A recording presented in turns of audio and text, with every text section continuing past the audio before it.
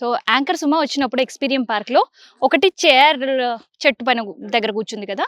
So and ఇంకొకటి ఏంటంటే ఇగో ఈ బుద్ధుడి విగ్రహాన్ని చూపించింది. సో సేమ్ అదే స్పాట్ లో మనం ఉన్నాం అనమాట. దాదాపు 40 years పట్టిందంట ఈ చెట్టుని ఈ మోడల్లో క్రాఫ్ట్ చేయడానికి. సో చూస్తున్నాం కదా, బుద్ధుడు అంటేనే ప్రశాంతతకు ఒక నిలయంగా కనిపిస్తుంటాడు. అట్లాంటి బుద్ధుడు తపస్సు ఇగో ఇట్లాంటి చెట్టు కింద అనే విజువలైజేషన్ చేసుకుంటే ఇంత బ్యూటిఫుల్గా ఉంది కదా. సో సుమా షూట్ రీల్ చేసిన స్పాట్ ఇదే అనమాట. సో అందుకనే మీరు కూడా ఇక్కడికి వచ్చినప్పుడు ఫోటోను రీల్ చేయడం అస్సలు మర్చిపోకండి. అండ్ ఇంకొకటి ఏంటంటే ఎక్స్పీరియం పార్క్లో విజిటర్స్ కోసం స్పెషల్గా ఏం ఏర్పాటు చేసిర్రు అంటే దాదాపు ఒక 3 points స్నాక్ పాయింట్స్ ఉంటాయి. అండ్ వాటర్ పాయింట్స్ కూడా అదే స్నాక్స్ పాయింట్స్లో దొరుకుతుంటాయి. సో మేము పర్చేస్ చేయలేము అనుకునే వాళ్ళ కోసం అబిబో వాటర్ క్యాన్స్కి సంబంధించిన వాటర్ మిషన్స్ పెట్టిర్రు.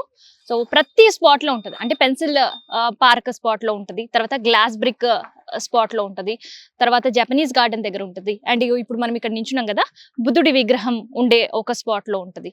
సో ఇట్లా ఎన్ని స్పాట్స్ అయితే స్పెషల్గా ఎక్స్పీరియం పార్క్లోనేయో అన్ని స్పాట్స్లో కూడా ఫ్రీ వాటర్ ఫెసిలిటీస్ అయితే అందుబాటులో ఉన్నాయి.